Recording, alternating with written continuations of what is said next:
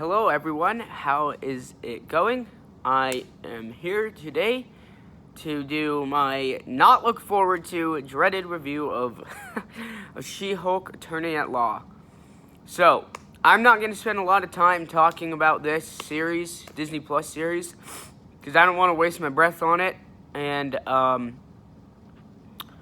didn't like it. So yeah, that's a fair warning that this is going to be a fairly negative review of She-Hulk because I didn't like it. So if that offends you or whatever, like you don't want that, then you don't have to watch. But yeah, just warning you now that this is going to be a fairly negative review. So, I don't have any Pops to unbox because I didn't buy any Pops. I thought about buying Wong, but excuse me. I already have Wong from Multiverse of Madness, and I didn't really feel like I needed this one. So yeah, there's no Pops to unbox, just reviewing it. So for me, episodes 1 through 6 and episodes 9 were the worst thing I've ever watched Marvel put out. It's worse than 2015 Fantastic Four, worse than Dark Phoenix, which I watched yesterday, worse than X-Men First Class, worse than 2007's Fantastic Four, Rise of the Silver Surfer, worse than Iron Fist Season 1. Like, episodes 1 through 6 and 9 were just garbage to me. Disconnected story, really subpar villains.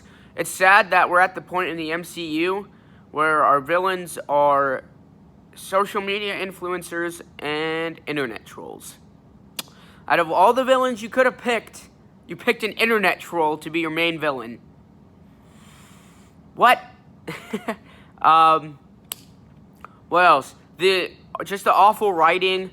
It wasn't funny too. This was advertised as a legal comedy, and I found myself laughing at everyone except She-Hulk, except Jennifer. Rush through origin story. Just really, I don't know. It was just horrible writing. It was just, the writers even admitted, they said, we don't know how to write a legal comedy. And if you don't believe me, look it up. Like, literally, the writers said, we don't know how to write funny court scenes is how they put it. But they basically said, we don't know how to write a legal comedy. So why are we hiring people who don't know how to write legal comedies to write legal comedies? It doesn't make sense. And it clearly shows. The finale, okay, I don't like Hawkeye. I've made that clear before. But I never at any point in Hawkeye paused and literally said out loud, what am I watching? During the finale of She-Hulk, I literally paused what I was doing and asked myself out loud, I said, what am I watching? Like, I literally asked myself, what am I watching? Like, how did a legal comedy morph into this metaverse talking with robots named Kevin to where we can drop in any character anytime? And to that I say, even though I know Kevin said this will be the only time you'll be able to do it, She-Hulk can never be in a fight. Because you know what's going to happen if She-Hulk is in a fight with the Avengers? That's what I meant to say. She can never be in a fight with the Avengers. Because the whole time I'm going to be sitting there saying, well, why doesn't she just go break the fourth wall, go to Kevin and ask him to write Kang out of the universe, or ask him to write, whatever villain out of the universe? Like, it just blows my mind that decision was made to where Daredevil can just drop in randomly for no reason other than we wrote him in.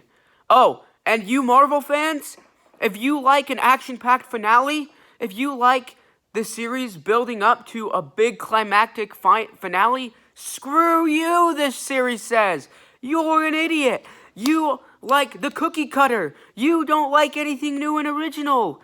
Wow, I can't believe that you, as a Marvel fan, would like a finale, a climactic battle at the end. Wow, screw you. You're an idiot. That's literally what the series finale said to the fans. That if you like a climactic finale, screw you. You're dumb. I can't believe that you like the cookie cutter.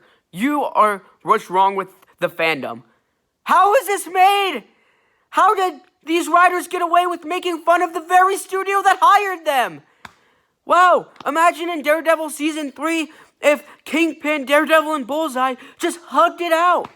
That Kingpin took responsibility for himself like Abomination, and let's just say that Elektra was just wrote into the finale for no reason. Just dropped into Daredevil Season 3 for no reason so Daredevil could be happy. And that Bullseye got a happy ending or whatever. What? No! It's called tension. It's called stakes. That's what these things build up to. Your time, you can have slower paced, not a lot of action-filled episodes, but the finale, it should be, right? It's superhero. Not that that always has to be the case, but, you know, when you think about superheroes, you're fighting for what's right, and that oftentimes fighting the villain. And basically said, you don't like that? Well, screw you, I guess. Yeah, I don't like this series at all. She-Hulk is just, it's just trash. It's trash. But, I don't want to spend any more time talking about this. I don't want to waste any more brain cells talking about She-Hulk, Attorney at Law. So let's get into the good. The most important thing these writers did, I will give the writers praise for this. The most important thing they did, they didn't screw Daredevil up. I'm going to tell you something right now. If these writers had screwed Daredevil up, not only me, but a ton of other Marvel fans would be up in arms about it. But luckily, they didn't screw it up. They didn't screw up Daredevil. He still feels the same from the Netflix series. His charm is still there. You know, Charlie Cox's acting is amazing as always. Daredevil Season 3 is still the best thing I've ever watched on television. So, you can't go wrong. I did like his outfit, too. I liked the yellow and red outfit. And that they made it fit within the story that he's in Los Angeles. So he doesn't have a suit. So he asked one to be made. So, yeah, no, I enjoyed Episode 8. Obviously, Daredevil being, you know, the main selling point of basically this whole series. It was a little bit of a bait and switch with the Episode 5 tease and then him not showing up in Episode 8, but whatever. So, yeah, the most important thing these writers did is they didn't screw up Daredevil. And then I really liked Episode 7, too. I really liked the bonding. I think it was good. I think it had some pretty funny dialogue. Some pretty obscure Marvel characters in there made it fun. So, yeah. Oh, and Leapfrog. I love Leapfrog. Leapfrog was hilarious. Oh, my gosh. Oh, so funny. Yeah, I really did like Episode 8. Episode 8 was probably the best out of the whole series.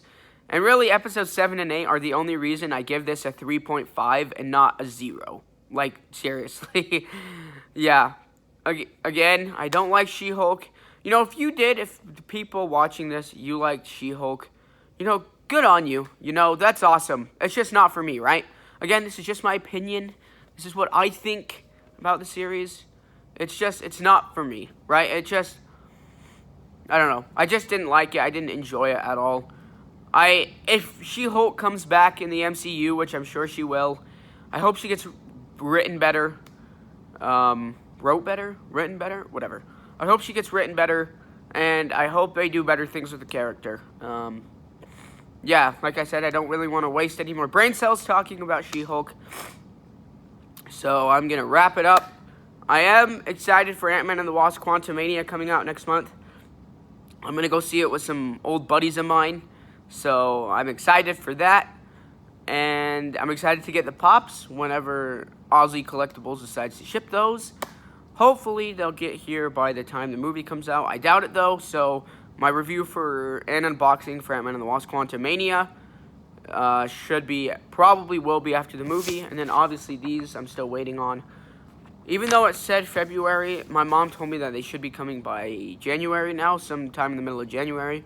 So hopefully I'll have those and can review Guardians of the Galaxy Holiday Special. But yeah, thank you guys for watching. I'm sorry for the negative reviews and the rants. Again, I just didn't like this. I'm looking forward to better MCU content. You know, obviously Wakanda Forever was way good. Guardians of the Galaxy Holiday Special was way good. And Ant-Man and the Wasp: Quantumania is coming out soon. So pretty hyped for the future. Pretty hyped for Phase 5. I might consider doing a Phase 4 review. Just a general review of Phase 4. But, yeah. Cool. Thanks, Funko fans. Peace out.